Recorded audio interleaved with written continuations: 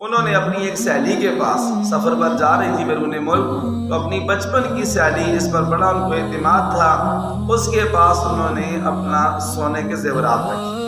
تو ان کے سونے کے زیورات جو پولیس انویسٹیگیشن کے مطابق 67 تولہ سونا تھا، 3 کم 70 تولہ سونا انہوں نے اس کے پاس زیورات رکھے، اور اس کے علاوہ بھی نقدی کچھ رکھے پیسے۔ جب واپس آئی سفر سے تو پھر اس سے کہا کہ جی مجھے اپنی امانت واپس کر۔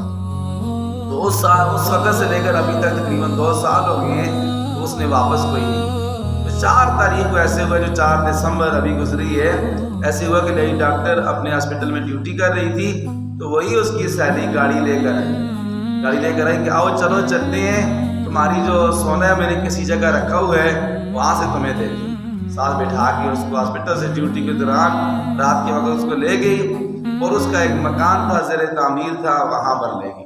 وہاں پر اس نے پہلے سے کرائے کے قاتل بٹھائے ہوئے، وہاں ان کے حوالے کر کے وہ آ گئی، اور وہ پھر کرائے کے قاتل اس کو لے کر گئے۔ ایبٹ آباد میں ایک مشہور جگہ ہے، ٹھنڈیانی اس کا نام ہے، اور بہت پہاڑی علاقہ ہے، ٹھیک ہے، سیر کی جگہ بھی ہے۔ وہاں ویرانے میں جنگل میں جا کر انہیں قتل کر کے اس لیڈی ڈاکٹر کو، اور گڑھا کھود کے وہاں انہوں نے دفنا دیا۔ اور پھر جب پولیس نے تفتیش کی، پکڑے کے ٹریس ہوئے نمبر، سہیلی کو بھی پکڑا، اس کے شوہر کو بھی پکڑا۔